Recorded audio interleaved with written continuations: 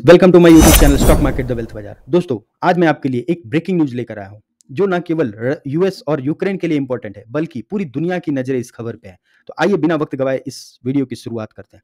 दोस्तों, इससे पहले अगर अभी तक आपने इस चैनल को सब्सक्राइब नहीं किया है तो kindly do subscribe this channel because एक एक वीडियो को बनाने में बहुत मेहनत लगता है दोस्तों, और आपका सपोर्ट मुझे बहुत ज्यादा जरूरी है। आज रसिया के साइड से एक खबर आई है कि उन्होंने एक ऐसी मिसाइल का परीक्षण किया जिसके कारण पूरे विश्व की चिंताएं बढ़ गई हैं। वो कौन सा ऐसा सफल परीक्षण है, आइए इस बात को समझते हैं। दोस्तों, ट्रंप और पुतिन में यूक्रेन में शांति स्थापना के लिए एक प्रस्ताव से संबंधित एक मीटिंग होने वाली थी, बट ये मीटिंग कैंसिल हो गई और इसका रीजन रहा दोस्तों टॉमहॉक मिसाइल। तो बिकॉज ऑफ दिस मिसाइल्स, अगर एक तरफ शांति वार्ता चलेगी दोस्तों और एक तरफ अगर कोई मिसाइल टेस्टिंग होगी तो ये दोनों सेम प्लेटफॉर्म पे तो नहीं हो सकते। और इसी रीजन से ट्रंप ने एक वार्निंग दी थी कि जितने सारे सैंक्शंस लगाए गए हैं, इन सारे सैंक्शंस का असर रसिया को 6 महीने में दिखेगा। और इसके ठीक 2 दिन बाद दोस्तों द मॉस्को टाइम के हवाले से एक खबर आई है कि पुतिन से Russia successfully tested Burevestnik nuclear powered missile. हाँ दोस्तों, न्यूक्लियर पावर्ड मिसाइल। और इसके बारे में जो कहा जा रहा है दोस्तों उसको जरा सा हम लोग पढ़ते हैं कि प्रेसिडेंट पुतिन ने कहा है कि Russia has successfully carried out test of nuclear power intercontinental cruise missile. और इसके बारे में वो कह रहे हैं कि द चीफ जनरल स्टाफ जो वहां के हैं वो रसिया के, उन्होंने कहा है कि ये जो मिसाइल है with flying over 14,000 kilometre over the cruise of about 15 hour, मतलब दोस्तों 15 घंटे ये हवा में सफर करके 14,000 किलोमीटर की दूरी इसने तय करी है। दोस्तों, इसके बारे में कहा भी जा रहा है कि truly a unique weapon, one that no country other in the world process. आप सोच सकते हैं कि इतना खतरनाक तरह का एक न्यूक्लियर पावर्ड मिसाइल का सफल परीक्षण रसिया की तरफ से किया गया और इसका क्लेम आज दोपहर में रसिया के साइड से किया जा रहा है। दोस्तों इस मिसाइल के बारे में थोड़ा सा समझने का प्रयास करते हैं कि मिसाइल है क्या। आप देख सकते हैं कि क्रूज मिसाइल क्या होता है। बेसिकली एक बहुत लॉन्ग रेंज की मिसाइल्स होती है जो बहुत दूर तक जाती है और ये धरती के सतह से आप इसको बोल सकते हैं कि बहुत ग्राउंड लेवल से ये उड़ती है, बहुत कम डिस्टेंस से उड़ती है, जिसके कारण क्या होता है कि रडार की पकड़ में भी जल्दी नहीं आती।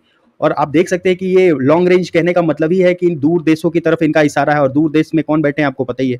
तो दोस्तों कहीं ना कहीं ये पूरे वर्ल्ड के लिए एक बहुत बड़ी खबर है कि न्यूक्लियर इस समय न्यूक्लियर वेपन की अगर कोई बात हो, जबकि पूरे वर्ल्ड में कहीं ना कहीं एक वॉर और कहीं ना कहीं एक वायलेंस का पूरा माहौल बना हुआ है। कोई भी ऐसी खबर नहीं आ रही है जहाँ पे शांति हो, हर जगह कहीं ना कहीं कॉन्फ्लिक्ट और अटैक्स और मिसाइल्स, यही सारी चीज़ों की न्यूज़ आ रही है दोस्तों। और इसके बीच में अगर एक ऐसी ब्रेकिंग न्यूज़ आए कि रसिया ने कोई न्यूक्लियर पावर वेपन का सफल परीक्षण किया है, तो ये आप बोल सकते हैं कि आग में जस्ट घी डालने का काम करेगा दोस्तों। अब हम इस बात को समझने का प्रयास करते हैं कि ये यूएसए के सारे सैंक्शंस, आपने रिसेंटली देखा होगा कि रसिया के ऊपर यूएस ने बहुत सारे सैंक्शंस लगाए हैं और इसके रिप्लाई में रसिया ने न्यूक्लियर वेपन का सफल परीक्षण किया। इसके क्या मायने हैं दोस्तों, आइए इसे हम समझने का प्रयास करते हैं। दोस्तों, कुछ दिन पहले ही डोनाल्ड ट्रंप की तरफ से एक स्टेटमेंट आया था कि वो रसिया के ऊपर और ज्यादा जो सैंक्शंस हैं वो लगा सकते हैं। वो उन्होंने कहा कि oil infrastructure and Russian banks पे भी सैंक्शंस लगाएंगे।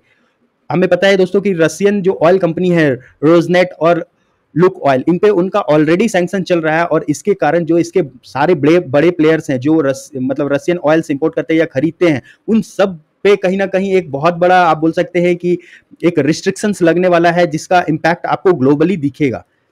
अब अगर हम डेटा की बात करें तो दोस्तों जो रसिया से जो क्रूड ऑयल लोग खरीदते हैं वो कौन कौन से कंट्रीज हैं जिनका सबसे ज्यादा है। आप देख सकते हैं कि चाइना सबसे ज्यादा क्रूड ऑयल रसिया से खरीदता और सेकंड नंबर पे इंडिया, थर्ड पे Turkey and then US countries as well.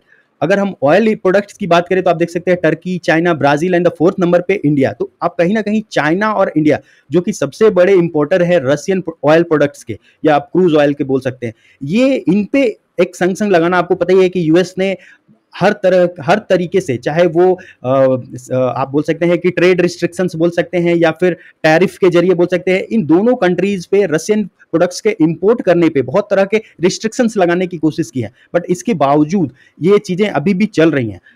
आप देख सकते हैं कि अगर ये फर्दर और इस तरह के रिस्ट्रिक्शंस इंपोज होते हैं तो इन दो कंट्रीज पर इसका किस तरीके का ग्लोबल इंपैक्ट पड़ने वाला है, क्योंकि ये सबसे ज्यादा एक तरीके से ऑयल प्रोडक्ट का इंपोर्ट करते हैं या उससे आप बोल सकते हैं कि उससे रिलेटेड जो भी सारी चीजें हैं उनका इंपोर्ट करते हैं। तो अगर किसी भी रशियन प्रोडक्ट पे अगर बैन लगता है या सैंक्शन लगता है, उसका डायरेक्ट इंपैक्ट दोस्तों चाइना और इंडिया पे पड़ने वाला है। और आप जानते हैं कि चाइना और इंडिया ये दोनों ही रसिया के वेरी क्लोज नेशंस की लिस्ट में ये आते हैं। अगर हम थोड़ा सा टैरिफ सैंक्शन जो अगर हम थोड़ा-सा ट्रंप के टैरिफ सैंक्शंस को अगर समझने का प्रयास करें तो आपको पता है कि इंडिया के ऊपर ऑलरेडी डोनाल्ड ट्रंप ने 50% टैरिफ लगा रखा है और चाइना के ऊपर एडिशनल 100% लगा रखा है। मतलब जो उनका टैरिफ चल रहा था वो तो चल ही रहा था, उसके ऊपर और उन्होंने 100% टैरिफ लगा रखा है। हालाँकि इंडिया के साथ अभी भी बहुत सारे सेक्टर्स पे नेगोशिएशंस चल रही हैं और मे बी हो सकता है कि आप आगे चल के बहुत सारी ऐसी खबरें आ रही हैं कि शायद ये 15 से 25% के बीच में कहीं ये सेटल हो जाए, बट हू नोज़, क्योंकि आपको पता है Donald Trump every day, not every day but हर घंटे हर मिनट वो बदल जाते हैं। तो that is a very crucial thing कि आप कहीं भी एक जजमेंटल होकर आप डिसीजन ले सकते हैं। बट हाँ, इन सारी चीजों का स्टॉक मार्केट पे किस तरीके का असर पड़ेगा, दैट इज बेसिकली बहुत ही एक इंपॉर्टेंट होने वाला है हमारे आगे के दिनों के लिए। इस पूरे घटनाचक्र का मंडे मार्केट पे क्या असर पड़ेगा ये देखने लायक होगा। इससे रिलेटेड जितनी सारी खबरें आएंगी वो हम आपको इस चैनल के माध्यम से अपडेट करते रहेंगे। दोस्तों, आप अपडेटेड रहने के लिए काइंडली इस चैनल को सब्सक्राइब करें और हमारी हर वीडियोस देखें ताकि आपसे कोई भी खबर छूट ना जाए। दोस्तों, हर आपदा अपने आप में एक अवसर लेके आती है। स्टॉक मार्केट जब कोविड में पूरा खत्म नहीं हुआ दोस्तों, तो चाहे कुछ भी हो जाए खत्म नहीं होने वाला है। It will come with some new opportunities. तो हर न्यूज अपने आप में एक उसका अलग इंपॉर्टेंस होता है। वो इंपॉर्टेंस क्या है, उसके क्या मायने हैं, किस तरह की अपॉर्चुनिटीज जनरेट होगी, इन सब पे हम चर्चा करेंगे दोस्तों, जैसे जैसे आगे घटनाक्रम बढ़ता जाएगा। Stock market is always for the first mover. If you are able to identify a pattern before it blast, then only your investment will reward you, else you are among the rest of people. दोस्तों, अगर इस pattern को आपको पहचानना है और market में updated रहना है तो kindly subscribe this channel and be updated with the stock market. दोस्तों, अगर ये वीडियो आपको अच्छी लगी तो kindly like, subscribe and press the bell icon. Till that, be safe, stay healthy and be invested. Thank you for watching this video. मिलते हैं हमारी अगली वीडियो में।